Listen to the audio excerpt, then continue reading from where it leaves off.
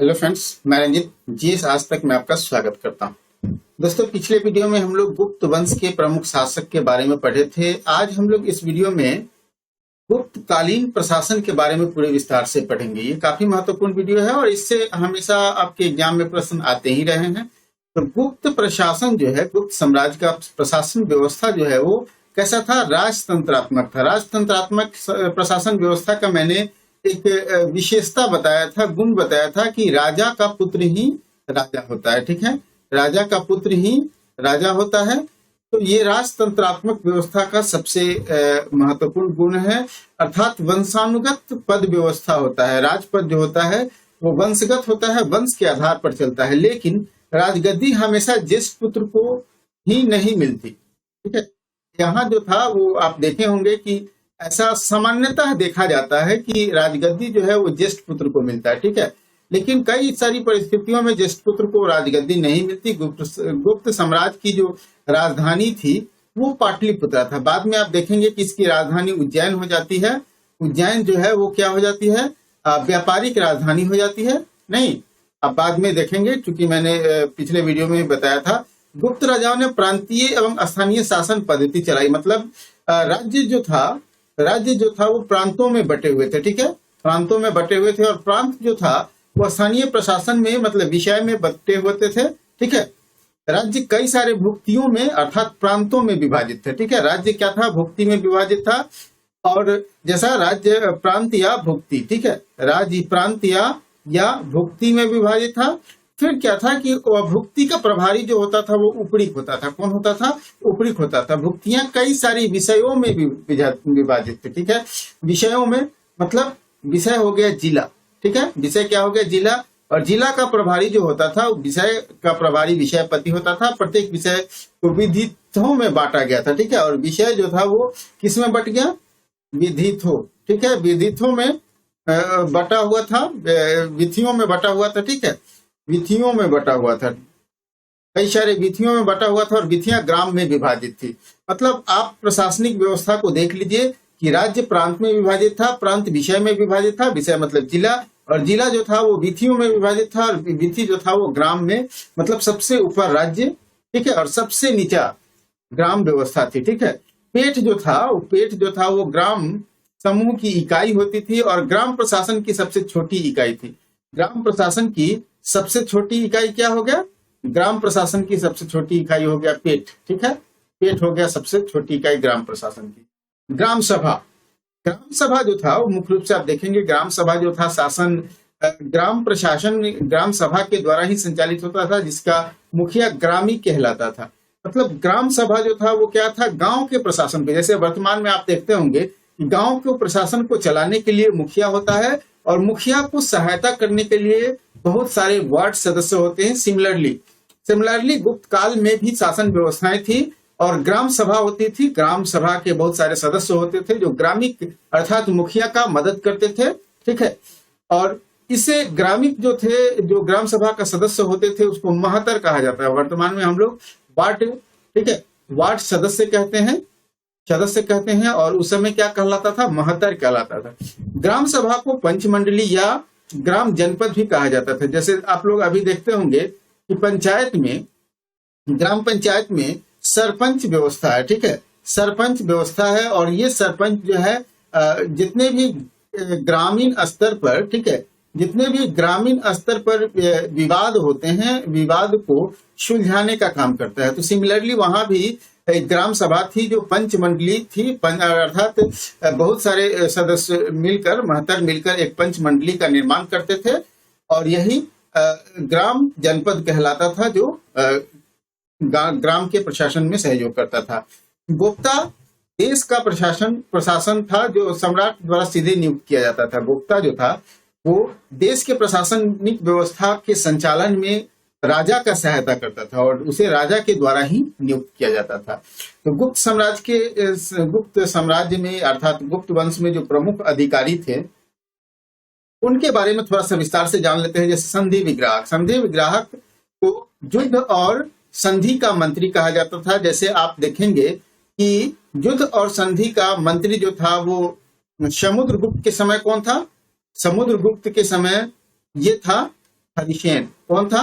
हरिसेन था, जो मैंने पिछले वीडियो में आप लोग को बताया था कि संधि विग्राहक था हरिसेन, और ये युद्ध और संधि का मंत्री था गुप्त प्रशासन के समय में, हरिसेन के समय।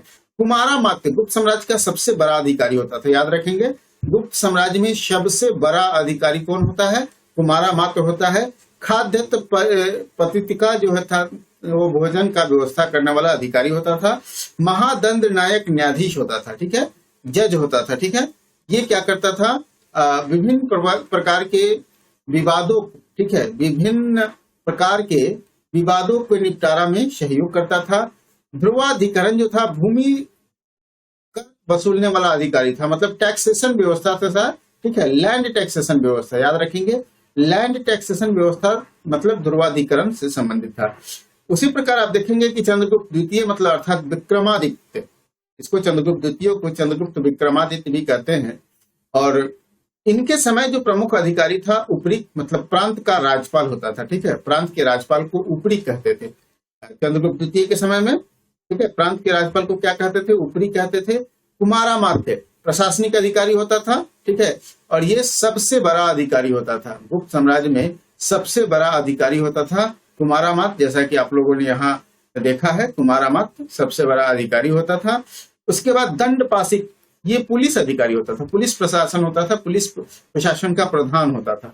इसको आप देखेंगे कि जिला स्तर पर वर्तमान में पुलिस प्रशासन का मुखिया होता है एसपी, ठीक है, सुप्रिंटेंडेंट ऑफ पुलिस। सिमिलरली दंडपाशिक उस समय क्या था? पुलिस विभाग का प्रधान हुआ करता था। महादंड नायक मुख्य न्यायाधीश था, मतलब आप देखेंगे चीफ जस्टिस, ठीक है, चीफ जस्टिस था ये उस समय का। अब देखिए बलाधिकृत सैन्य कोष का अधिकारी होता था, सेना से संबंधित अधिकारी था, और सेना का जो कोष होता था उस कोष के संरक्षण के और उसके प्रशासन से संबंधित अधिकारी था, जिसको बलाधिकृत कहा जाता था। महाप्रतिहार मतलब मुख्य द्वारिक था, मतलब कौन आता है कौन जाता है राजा के दरबार में, उसके देखरेख और संचालन हेतु महाप्रतिहार था, जो मुख्य द्वारिक का काम करता था। चलिए सैन्य संगठन की बात कर ले, क्योंकि सैन्य संगठन इसलिए महत्वपूर्ण हो जाता है क्योंकि आपने देखा था कि समुद्रगुप्त को, ठीक है, समुद्रगुप्त को क्या कहा गया था? समरसतः, ठीक है, समरसतः मतलब समरसता किसको कहा गया था? समुद्रगुप्त को, अर्थात 100 युद्ध को जीतने वाला, ठीक है, 100 युद्ध को जीतने वाला विजेता 100 युद्ध का विजेता जो था वो कौन था? समुद्रगुप्त था। तो डेफिनेट रूप से इन विजयों को सैन्य संगठन के, एक कुशल सैन्य संगठन के अभाव में कर पाना मुश्किल है, ठीक है। तो सेना जो था वो सम्राट खुद सेना का अध्यक्ष होता था। देखिए अगर कोई भी राजा सेना का अध्यक्ष होगा तो डेफिनेट रूप से सेना का संचालन डायरेक्ट रूप से राजा के हाथ में होगा, तो वहां जो होता है साजिश होने की संभावनाएं कम होती है, ठीक है, साजिश होने की संभावनाएं कम जाती है। युवराज सम्राट के वृद्ध होने पर सेना की मुख्य अध्यक्षता युवराज करता था। अगर सम्राट जो था वो, राजा जो था वो अगर बूढ़े हो जाते थे तो उसके जो पुत्र होते थे वो जो मतलब युवराज होते थे वही क्या करते थे? सेना की अध्यक्षता करते थे। सेना कई शाखाओं में बटा हुआ था, जैसे आप देखेंगे गज सेना मतलब हाथियों का सेना, इसका प्रधान जो होता था वो महापिलुपति होता था, ठीक है, महापिलुपति होता था गज सेना का प्रधान। उसी तरह अश्वसेना था, अश्वसेना का प्रधान महाअश्वपति या भटा अश्वपति होता था। उसके बाद है रण भंडारीकृत, जैसे आप देखेंगे कि युद्ध में भंडारीकृत का बहुत ही बड़ा महत्व होता है। ये क्या करता है? सेना को रसद पहुंचाने का कार्य करता है, ठीक है, रसद मतलब खाद्य सामग्री, ठीक है, खाद्य सामग्री पहुंचाने का काम करता है। तो वही अधिकारी था, उसी को रण भंडारीकृत कहा जाता था, और ये सैन्य कार्य में आने वाली सामग्री की व्यवस्था करता था एवं उसकी आपूर्ति से संबंधित कर्मचारी होता था ये, ठीक है। चलिए अब सामाजिक जीवन की बात कर लेते हैं। देखिए प्रशासनिक व्यवस्था जो भी होता है उसमें सामाजिक, राजनीतिक, आर्थिक जीवन का काफी महत्वपूर्ण होता है, ठीक है। गुप्त काल में समाज जो था वो 4 वर्णों में विभाजित था। तो आप देखेंगे कि ये 4 वर्ण जो हम लोग पढ़ते हैं, ये 4 वर्ण का उल्लेख कहाँ किया गया है? ऋग्वेद के 10वें मंडल में किया गया है, ठीक है, ऋग्वेद के 10वें मंडल में किया गया है, पुरुष सूक्त में, ठीक है, पुरुष सूक्त में किया गया है। और ये हम लोग जब पढ़े थे वैदिक काल, उसी में पढ़े थे, उसी समय वैदिक काल में ही समाज जो था वो समाज जो था वो 4 वर्णों में विभाजित था, ठीक है। और ये 4 वर्ण कौन थे? ब्राह्मण, क्षत्रिय, वैश्य और शूद्र। हालांकि उत्तर वैदिक काल में ये स्पष्ट हो गए थे, ब्राह्मण, क्षत्रिय, वैश्य और शूद्र। और इस समय भी गुप्त काल में भी ये वर्ण व्यवस्था कायम रही, 4 वर्णों में विभाजित था। ब्राह्मणों को यहाँ श्रेष्ठता जो था वो बनी रही, ब्राह्मण जो थे सबसे श्रेष्ठ माने जाते थे। इसी काल में ब्राह्मणों की श्रेष्ठता और बढ़ गई और ब्राह्मणों को भूमि अनुदान देने की प्रथा, मतलब जागीर व्यवस्था, ठीक है, भूमि अनुदान देने की प्रथा, इसी को कहते हैं जागीर व्यवस्था, ठीक है। जागीर व्यवस्था क्या था कि भूमि जो था वो अनुदान के रूप में दिया जाता था, दान के रूप में दिया जाता था ब्राह्मणों को। तो यही जागीर व्यवस्था, भूमि अनुदान की व्यवस्था गुप्त काल में प्रारंभ हो गई थी। हालांकि ये सातवाहन युग में ही शुरू हो गया था, लेकिन गुप्त काल में बढ़ चढ़कर यह काम होने लगा था। कायस्थ जो वर्तमान में हम लोग देखते हैं, जिसको लाला कहते हैं, ठीक है, कायस्थ जाति का उदय जो है इसी काल में सबसे होती है, गुप्त काल में ही होती है। सर्वप्रथम याज्ञवल्क्य स्मृति में ही इसका वर्णन किया गया है। गुप्तकालीन अभिलेखों से ऐसा प्राप्त होता है कि याज्ञवल्क्य स्मृति में कायस्थ का सर्वप्रथम उल्लेख मिलता है, ठीक है। कायस्थ एक अलग जाति का उल्लेख मिलता है। गुप्त काल में शूद्रों की स्थिति में थोड़ा सा सुधार आया। अब वे रामायण, पुराण, महाभारत सुन सकते थे, सुनने का अधिकार उनको मिल गया था। हालांकि आप देखेंगे कि उत्तर वैदिक काल में ये सारे अधिकार उनसे छीन लिए गए थे, जो अब उन्हें धीरे धीरे प्रदान किया जाने लगा। शूद्रों की स्थिति जो था वो उत्तर वैदिक काल में एकदम बेकार हो गया था और इनको काफी निम्न कैटेगरी में रखा जाता था। लेकिन शूद्रों ने अपनी पहचान बनाई उत्तर गुप्त काल में और अब ये कृषक का कार्य करने लगे, ठीक है। क्या कार्य करने लगे? कृषक हो गए। अब ये कृषि कार्य को करने लगे, मतलब कृषि कार्य में मतलब यह हो गया कि अब इनका योगदान अर्थव्यवस्था में हो गया, ठीक है। इसका शूद्रों का योगदान अब अर्थव्यवस्था में हो गया। हालांकि समाज में छुआछूत जो था वो प्रचलित अभी भी था, ठीक है, समाज में अभी भी छुआछूत प्रचलित था, लेकिन शूद्रों की स्थिति पहले से कुछ बेहतर जरूर हो गई थी, ठीक है। स्त्रियों की दशा में काफी गिरावट आई है। स्त्रियों की दशा में आप देखेंगे तो गुप्त काल में काफी गिरावट आई है। निचले 2 वर्ण, मतलब आप देखेंगे कि वैश्य, ठीक है, वैश्य और शूद्र, यही 2 वर्ण है, निचले 2 वर्ण यही है। तो स्त्रियों को जीवन निर्वाह के लिए अर्जन करने की स्वतंत्रता मिली, जो ऊपर 2 वर्णों की स्त्रियों को प्राप्त नहीं थी। मतलब निम्न कोटि के जाति के, जैसे वैश्य और शूद्र जाति के स्त्रियां जो था जीवन निर्वाह करने के लिए वो अर्जन का काम कर सकती थी, मतलब वो कृषि कार्य कर सकती थी या किसी तरह के कार्य करके अपना जीवन यापन कर सकती थी। ये वैश्य और शूद्र स्त्रियों को अधिकार मिला था, लेकिन ऊपर के जो ब्राह्मण और क्षत्रिय की स्त्रियां थी उनको इस प्रकार के अधिकार नहीं मिले थे। एक विवाह प्रथा नहीं थी, मतलब एक विवाह प्रथा नहीं थी, मतलब बहु विवाह प्रथा थी। आप खुद देखते हैं कि गुप्त शासक जो थे, गुप्त शासक वो कई शादियां किए, एक गुप्त शासक कई शादियां किए, तो यहाँ बहु विवाह प्रथा भी थी। चंद्रगुप्त द्वितीय और कुमारगुप्त प्रथम की अनेक पत्नियों का उल्लेख मिलता है। जैसा कि मैंने पहले भी बताया कि राजा जो था वो कई सारी शादियां करता था, ठीक है। तो उसी प्रकार चंद्रगुप्त द्वितीय और कुमारगुप्त प्रथम जो थे के कई पत्नियों का उल्लेख है। हालांकि देखिए ये सिर्फ गुप्त काल में ही नहीं है, आप देखेंगे कि मौर्य वंश में भी इसका प्रचलन था, मौर्य वंश में भी। और आगे देखेंगे मौर्य वंश में आप देखेंगे कि अशोक की कई सारी पत्नियां थी। उसी प्रकार आगे देखेंगे जब हम लोग सल्तनत पढ़ेंगे तो अकबर की कई सारी पत्नियां थी, ठीक है। तो इसी प्रकार से ये व्यवस्था जो था, बहुपत्नीत्व व्यवस्था जो था वो आगे इसी तरह से प्रचलित होती गई है। लेकिन इस समय समाज में एक सबसे बड़ी बुराई पैदा हो गया था और वो बुराई था सती प्रथा का प्रचलन। मतलब आप देखेंगे कि ये सती प्रथा का प्रचलन एरन अभिलेख से प्राप्त होता है। ये एरन अभिलेख जो था वो भानुगुप्त के समय, ये जो भानुगुप्त के अभिलेख है एरन अभिलेख, उसी से पता चलता है कि एक सेनानी थे जो सेना में कार्य करते थे, गोपराज, उनकी पत्नी जो थी उनकी मृत्यु के बाद उनके चिता पर जल गई थी, ठीक है। और ये गुप्त काल में हुआ था और 510 ईस्वी पूर्व में इसकी रचना मिलती है। और ये एरन अभिलेख में रचना जो मिलती है, ये याद रखेंगे कि प्रथम सती प्रथा का अभिलेखीय साक्ष्य एरन अभिलेख से मिलता है, ठीक है। अभिलेखीय साक्ष्य किससे मिलता है? एरन अभिलेख से ही मिलता है। नेक्स्ट है स्मृतिकार कात्यायन ने के अनुसार स्त्री अपने स्त्री धन के साथ अपनी अचल संपत्ति को भी बेच सकती थी। मतलब स्त्री जो था वो अपने स्त्री धन को बेच सकती थी। यहाँ कितना मतलब आप देख सकते हैं कि स्त्रियों की स्थिति निम्न स्तर कह सकते हैं ये, ठीक है। समाज में वेश्यावृत्ति का अस्तित्व था। वेश्याओं को गणिका कहा जाता था। साथ साथ सती प्रथा, नियोग प्रथा, पर्दा प्रथा का प्रचलन था और तेजी से और बढ़ने लगा। मतलब समाज में स्त्रियों की स्थिति बहुत बुरी थी। स्त्रियों की स्थिति बहुत बुरी थी।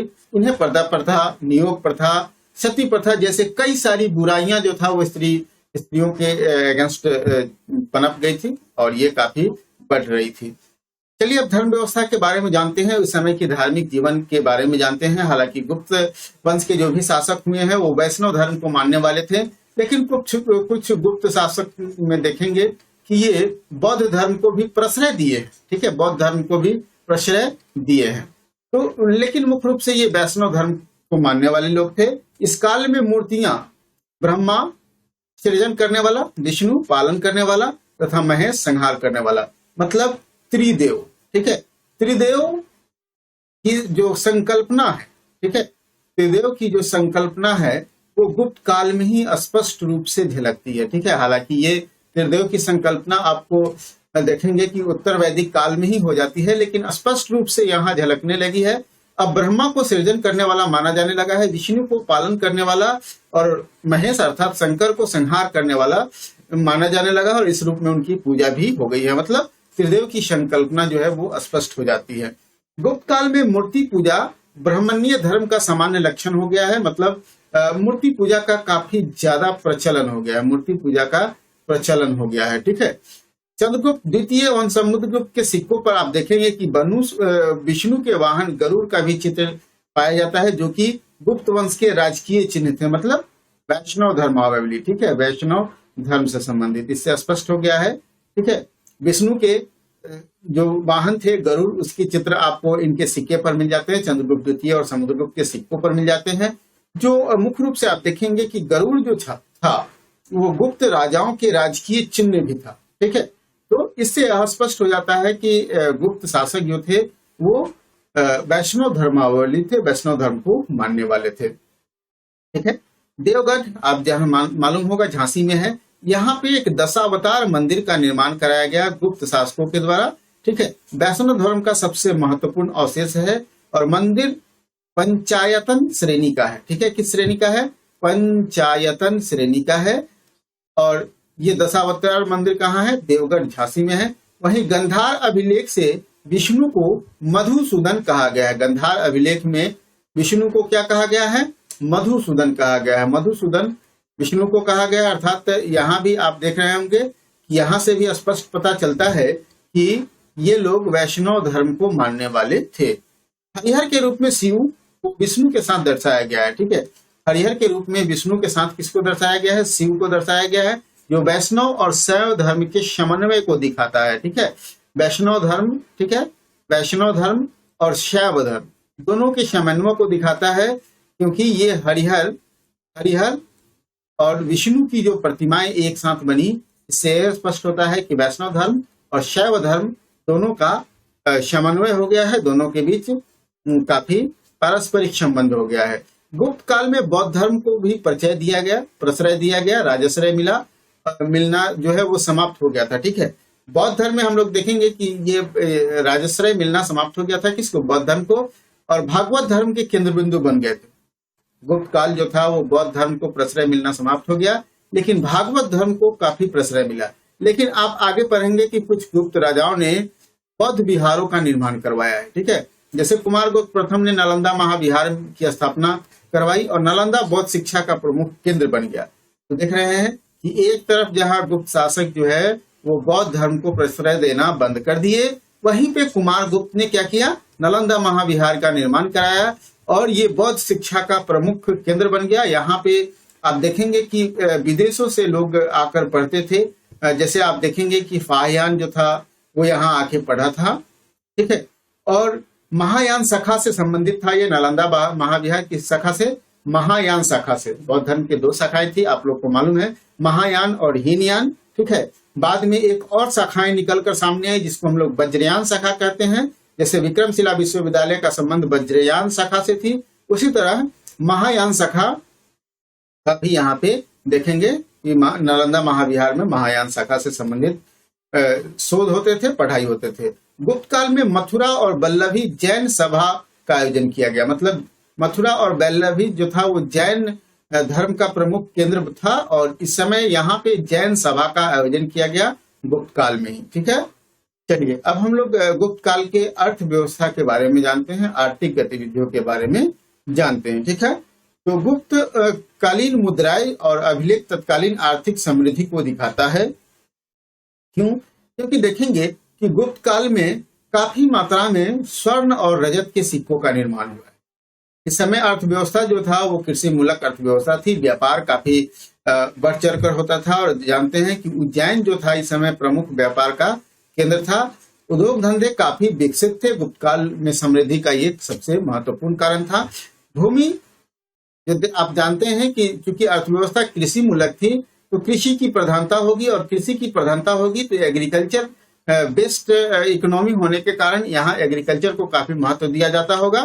तो उसी प्रकार देखेंगे कि भूमि को, मतलब एग्रीकल्चर लैंड को 5 भाग में बांटा गया था। ठीक है, क्षेत्र भूमि जहाँ पे कृषि कार्य होता था। क्षेत्र भूमि किसको कहा जाता था? जहाँ पे कृषि कार्य होता था, कृषि से संबंधित काम हुआ करते थे, उसको क्षेत्र भूमि। वास्तु भूमि, वास्तु भूमि से स्पष्ट है जो वहाँ रहने योग्य भूमि, मतलब जहाँ लोग निवास करते थे, वास योग्य भूमि को वास्तु भूमि कहते थे। चारागाह भूमि, मतलब पशुओं के चारा, जो यहाँ पे कृषि कार्य नहीं होते थे, पशु को चराया जाता था यहाँ। खील भूमि, खील भूमि एक तरह से जोतने योग्य नहीं होते थे, इसको हम लोग मतलब बंजर भूमि कहते थे। ठीक है, खील भूमि या बंजर भूमि कहते थे, ये जोतने योग्य नहीं होता था। अप्रहत भूमि, ये एक जंगली टाइप के भूमि होते थे। ठीक है, ये जंगली भूमि होते थे और इस पर कृषि कार्य नहीं होता था, मतलब मुख्य रूप से कृषि कार्य क्षेत्र भूमि पर होता था। वास्तु भूमि, लोग जहाँ रहते थे, और चारागाह जहाँ पशुओं को चराया जाता था। ठीक है, टैक्सेशन व्यवस्था के बारे में हम लोग जान लेते हैं, क्योंकि यहाँ पे आप देख रहे हैं कि अर्थव्यवस्था जो था उसमें व्यापार और कृषि, ठीक है, व्यापार और कृषि 2 महत्वपूर्ण चीज थी। तो यहाँ पे टैक्सेशन व्यवस्था डेफिनेट रूप से डेवलप होगा। आय का मुख्य स्रोत जो था, राज्य के आय का मुख्य स्रोत भू राजस्व ही था। भू राजस्व मतलब कृषि की उपज से जो राजस्व प्राप्त होता था। ठीक है, तो कृषि की उपज के 1/2 से 1/6 भाग तक टैक्स के रूप में लिया जाता था। ठीक है, टैक्स के रूप में लिया जाता था। कृषि के उपज का 1/2 से 1/6 भाग टैक्स के रूप में लिया जाता था। चलिए, गुप्तकालीन कुछ आर्थिक शब्दावलियां हैं जो कई बार एग्जाम में पूछे गए हैं। जैसे भाग, भाग क्या होता था? राजा को भूमि के उत्पादन में जो टैक्स मिलता था, जो हिस्सा मिलता था, उसी को हम लोग भाग कहते थे। राजा को मिलता था। भोग, राजा को उपहार के रूप में मिलने वाला जो कर था। ठीक है, भोग क्या था? राजा को उपहार के रूप में मिलने वाला जो कर था उसको हम लोग भोग कहते हैं। ठीक है, राजा को उपहार के रूप में मिलने वाला कर जो था वो भोग कहलाता था। ठीक है,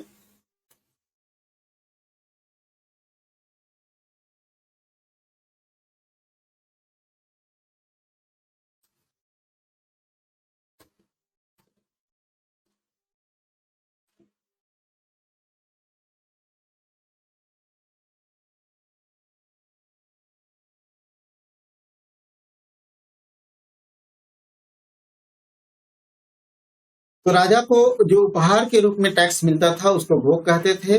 उदंग, अस्थाई काश्तकारों के लिए कर, जो काश्तकार थे, ठीक है, काश्तकारी करते थे, उनके लिए एक अस्थाई टैक्सेशन व्यवस्था थी जिसको उदरंग कहा जाता था। ठीक है, क्या कहा जाता था? उदरंग कहा जाता था। ये काश्तकारों से वसूले जाने वाले टैक्स हुआ करते थे। उपरी, उपरी जो था वो मुख्य रूप से अस्थाई कृषि के लिए कर व्यवस्था थी। उपरी जो था, जैसे कुछ ऐसे भूमि भी थी जहां पे कभी कभी कृषि कार्य किए जाते थे। ठीक है, कभी कभी कृषि कार्य किए जाते थे, तो वैसी भूमि से जो टैक्स लिया जाता था, जो कर लिया जाता था, उसी को हम लोग ऊपरी कहते थे। ठीक है, क्या कहते थे? ऊपरी टैक्स।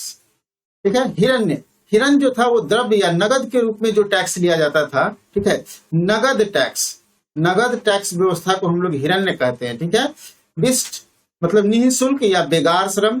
कुछ लोग ऐसे थे जो बिना पैसा लिए हुए, बिना वो श्रम करते थे, निःशुल्क काम करते थे, तो उस तरह के विष्ट कहते थे। दिनार, ये स्वर्ण मुद्राएं थी। ठीक है, गुप्तकालीन स्वर्ण मुद्राओं को दिनार कहा गया है। क्या कहा गया है? दिनार कहा गया है। गुप्त काल की स्वर्ण मुद्रा को दिनार कहा गया है। अग्रहार मतलब मंदिरों को ब्राह्मणों को दान दिए जाने वाले भूमि को अग्रहार कहा जाता है। जैसा कि आप लोगों ने देखा था कि भूमि अनुदान की प्रथा यहाँ शुरू हो जाती है, ठीक है, शुरू हो जाती है भूमि अनुदान की प्रथा। तो मंदिरों को भी उसके देखरेख के लिए, उसके प्रशासन के लिए भूमि दिया जाता था, ठीक है, भूमि दिया जाता था ताकि उसकी उपज से, उसके टैक्स से जो उनको आय प्राप्त हो, उससे ब्राह्मणों और मंदिरों के प्रशासन का संचालन किया जा सके। तो इस प्रकार के भूमि को हम लोग इस प्रकार अग्रहार कहते थे, ठीक है। भूमि कर संग्रह करने वाले अधिकारी जो था उसको ध्रुवाधिकरण कहा जाता था या ध्रुवाधिकरण कहा जाता था, मैंने पहले भी बताया था। व्यापारिक कारवां को नेतृत्व करने वाला व्यक्ति को सार्थवाह कहा जाता था, ठीक है। सार्थवाह मतलब व्यापारियों का अध्यक्ष कह सकते हैं, ठीक है, व्यापारियों का ये मुखिया होता था, ठीक है। सार्थवाह जो था वो व्यापारियों का मुखिया होता था, ठीक है।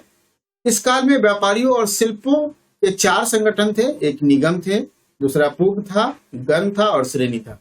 मतलब ये व्यापारियों के, शिल्पियों के 4 श्रेणी थे, निगम, पूग, गण और श्रेणी, ठीक है। श्रेणी के प्रधान को जेस्टक कहा जाता था। क्या कहा जाता था? श्रेणी के प्रधान को जेस्टक कहा जाता था। सिंचाई के लिए राहत या घंटा यंत्र का प्रयोग किया जाता था, ठीक है, सिंचाई के लिए राहत या घट यंत्र का प्रयोग किया जाता था। भूमि से संबंधित विवादों को निपटाने के लिए न्यायाधिकरणी थी, ठीक है। एक ऐसे अधिकारी होते थे जिसको हम लोग न्यायाधिकरणी कहते थे, ठीक है। क्या कहते थे? न्यायाधिकरणी कहते थे। उसके बाद कर्णिक और महापक्षपटलिक, ठीक है, महापक्षपटलिक नामक अधिकारी जो था भूमि अभिलेखों को सुरक्षित रखने का काम करता था। जैसे आप लोग देखते होंगे अभी जो है आपके भू अभिलेख, ठीक है, भू अभिलेख को सुरक्षित रखने का कार्य कौन करता है? भू अभिलेख को सुरक्षित रखता है ग्राम स्तर पर कौन? कर्मचारी होता है, ठीक है, ग्राम स्तर पर कर्मचारी होता है जिसको हम लोग राजस्व सचिव कहते हैं। क्या कहते हैं? राजस्व सचिव कहते हैं। उसी तरह पे आप देखेंगे कि रजिस्ट्री ऑफिस भी होता है, ठीक है, रजिस्ट्रार होता है, रजिस्ट्रार, सब रजिस्ट्रार, ये सभी क्या करते हैं? भूमि के अभिलेखों का संरक्षण करते हैं, ठीक है। अब बंदरगाह की बात कर लेते हैं। क्योंकि इस समय व्यापारिक व्यवस्था काफी प्रचलित थी, व्यापार यहाँ बड़े पैमाने पर होते थे, तो डेफिनेट रूप से विदेशों के साथ व्यापार करने के लिए या अन्य भारत के अन्य क्षेत्रों में व्यापार करने के लिए समुद्री मार्ग की आवश्यकता थी। क्योंकि समुद्री मार्ग जो था वो सुलभ और आसान होता था। तो इसके लिए समुद्री मार्ग तभी संभव है जब बंदरगाह हो, ठीक है, बंदरगाह हो जहाँ पे जहाज आकर रुक सके, ठहर सके और लोडिंग अपलोडिंग का कार्य हो सके। तो उसी तरह पूर्वी भारत में गुप्त काल में 2 बंदरगाह थे, ताम्रलिप्ति और घंटसाला, ठीक है, पूर्वी भारत में ताम्रलिप्ति और घंटसाला 2 बंदरगाह थे। उसी तरह पश्चिम भारत में भृगुकक्ष या भरौच, सोपरा और कल्याण, ठीक है, ये 3 बंदरगाह थे। उज्जैन व्यापारिक केंद्र था, प्रमुख व्यापारिक केंद्र था। मैंने पहले भी आप लोग को बताया था कि गुप्त काल में उज्जैन जो था वो प्रमुख व्यापारिक केंद्र था। उज्जैन जो था व्यापारिक केंद्र के साथ साथ इसको हम लोग कह सकते हैं कि व्यापारिक राजधानी भी था, ठीक है, व्यापारिक राजधानी भी था। किस समय? गुप्त काल में। चलिए अब गुप्त काल के, चूंकि गुप्त काल को हम लोग स्वर्ण युग कहते हैं, ठीक है, गुप्त काल को स्वर्ण युग कहा गया है। स्वर्ण युग मुख्य रूप से किस आधार पर कहा गया है? तो विज्ञान के क्षेत्र में इनके योगदान और कला के क्षेत्र में, कला और संस्कृति के क्षेत्र में जो इनके योगदान थे, इसी योगदान के आधार पर इनको गुप्त काल को स्वर्ण युग कहा गया, ठीक है, इसी आधार पर गुप्त काल को स्वर्ण युग कहा गया है। तो विज्ञान प्रगति के बारे में सबसे पहले जान लेते हैं। गुप्त काल में आर्यभट्ट, ठीक है, बहुत बड़े गणितज्ञ थे और आर्यभट्ट का संबंध आप वर्तमान में बिहार से है, ठीक है, बिहार से है। तरेगना में इनका जन्म हुआ था, ठीक है, तरेगना कहाँ है? पटना के पास में एक ग्राम है, गांव है, ठीक है, यहीं पे इनका जन्म हुआ था आर्यभट्ट का। और इन्होंने आर्यभट्टियम नामक एक पुस्तक लिखा था और इसी में सबसे पहले इन्होंने बताया था कि पृथ्वी गोल है, ठीक है, पृथ्वी गोल है और परिधि का भी सही अनुमान लगाया था। 10 गतिक सूत्र और आर्यष्टक शतक आर्यभट्ट की अन्य रचनाएं हैं। आर्यभट्ट ने आर्यभट्टियम में दशमलव प्रणाली का वर्णन किया है और आर्यभट्ट ने, ठीक है, आर्यभट्ट ने शून्य की खोज भी की है, ठीक है, शून्य की भी खोज की है और दशमलव प्रणाली की खोज भी आर्यभट्ट के द्वारा ही किया गया है। वारामिहिर ने अपने ग्रंथ में, ठीक है, वारामिहिर ने अपने ग्रंथ में, इनका ग्रंथ जो था वो था पंच सिद्धांतिका में 5 प्राचीन सिद्धांतों का वर्णन किया है। पैतमह, रोमक, पोलिश, वशिष्ठ और सूर्य का निरूपण किया है। ब्रह्मगुप्त जो प्रसिद्ध गणितज्ञ थे, ब्रह्म सिद्धांत की रचना की। सुश्रुत आयुर्वेदिक चिकित्सक था, ठीक है। सुश्रुत कौन था? आयुर्वेदिक चिकित्सक था और चिकित्सा के संबंध में इनके कई सारे अनुसंधान भी किए गए हैं। धन्वंतरी भी आयुर्वेदाचार्य था, ठीक है। धन्वंतरी भी क्या था? आयुर्वेदाचार्य था। और आयुर्वेद का पिता भी इनको कहा जाता है। भारतीय आयुर्वेद का पिता किसको कहा जाता है? धन्वंतरी को ही कहा जाता है भारतीय आयुर्वेद का पिता। चंद्रगुप्त द्वितीय के दरबार में रहने वाले ये चिकित्सक थे, ठीक है, महान चिकित्सक थे। और इनको जो है धन्वंतरी के द्वारा जो कई सारे चिकित्सा से संबंधित, आयुर्वेदिक चिकित्सा से संबंधित खोज इन्होंने की है, ठीक है। भास्कर के 3 ग्रंथों की रचना की। महाभास्कर्य, लघु भास्कर्य और भाष्य, ये 3 ग्रंथों की रचना किसके द्वारा किया गया? भास्कर के द्वारा। वही लाट देव के द्वारा सूर्य सिद्धांत नामक पुस्तक की रचना की गई और सूर्य सिद्धांत गुरु भी कहा जाता है। लाट देव को सूर्य सिद्धांत का गुरु भी कहा जाता है, ठीक है। तो अब कला के क्षेत्र की बात कर लेते हैं। जैसा कि मैंने पहले भी बताया कि गुप्त काल में जो विज्ञान में प्रगति देखी गई, जो कला में प्रगति देखी गई, उसी आधार पर इसे क्या कहा गया है? इसे कहा गया है स्वर्ण युग, ठीक है। तो कला के क्षेत्र में देखते हैं कि गुप्त काल में कला जो था वो गुप्त काल एक उत्कृष्ट और अपने चरम सीमा पर पहुंच गया था। इस काल में कई सारे मंदिर और वास्तुकला का निर्माण हुआ। इसमें शिखर युक्त मंदिर, ठीक है, शिखर युक्त मंदिर जैसे देवगढ़ झांसी का जो मंदिर था दशावतार मंदिर है, ठीक है। यहाँ क्या है? दशावतार मंदिर है जो शिखर युक्त मंदिर है, ठीक है, शिखर युक्त मंदिर है। तो अब चलिए जान लेते हैं उनके कहाँ कहाँ गुप्तकालीन मंदिर मिले हैं। तो धम्मेक स्तूप, ठीक है, धम्मेक स्तूप कहाँ है? सारनाथ में, उत्तर प्रदेश में। शिव मंदिर की रचना भूमरा में, नागौद, मध्य प्रदेश में किया गया। पार्वती मंदिर का निर्माण नचना कुठार में, मध्य प्रदेश में किया गया। वहीं दशावतार मंदिर का निर्माण देवगढ़ झांसी में किया गया। भीतरगांव मंदिर का निर्माण कानपुर, उत्तर प्रदेश में किया गया। वहीं विष्णु मंदिर का निर्माण तिगवा, जबलपुर, मध्य प्रदेश में किया गया। एक और विष्णु मंदिर, दूसरे विष्णु मंदिर का निर्माण उदयगिरी, विदिशा में किया गया। शिव मंदिर का निर्माण अहिछत्र, बरेली, उत्तर प्रदेश में किया गया। लक्ष्मण मंदिर का निर्माण सिरपुर, और ये लक्ष्मण मंदिर ही एक ऐसी मंदिर है जिसका निर्माण ईंटों से किया गया है, ठीक है, याद रखेंगे, इसका निर्माण ईंटों से किया गया है। बाकी अन्य मंदिर का निर्माण पत्थरों से देखने को मिलेगा आपको, ठीक है। चलिए अब है कि पवाया का मंदिर और नागौद में खो का मंदिर और शंकरगढ़ का मंदिर जो जबलपुर में है, अभी भी गुप्त कला के आकर्षण का प्रमुख केंद्र है। गुप्त काल में चित्रकला भी अपने वैभव और गौरव और तकनीक के कारण चरम सीमा पर पहुंच गया। जैसे आप चित्रकला में देखेंगे अजंता की चित्रकारी, ठीक है, अजंता की चित्रकारी। अजंता की गुफाएं जो है वो महाराष्ट्र में है। कहाँ है? महाराष्ट्र के औरंगाबाद जिले में है। और इसमें अजंता की गुफाओं में कुल 29 गुफाओं का निर्माण किया गया। लेकिन वर्तमान में देखेंगे तो 16, 17 और 19 नंबर गुफा ही बचा हुआ है, ठीक है। और अजंता की गुफाओं का खोज 1819 में जेम्स अलेक्जेंडर ने किया था, याद रखेंगे, जेम्स अलेक्जेंडर ने अजंता की गुफाओं का खोज किया था। अजंता की गुफाओं में कुल 29 गुफाएं थी, जिसमें से 16, 17 और 19 यही 3 गुफा गुप्त काल से संबंधित है, ठीक है। यही 3 गुफा जो है वो गुप्त काल से संबंधित है। गुफा नंबर 16 में मरणासन राजकुमारी का चित्रीकरण किया गया है, जो काफी मतलब कह सकते हैं कि काफी विशिष्ट दिखता है ये, ठीक है।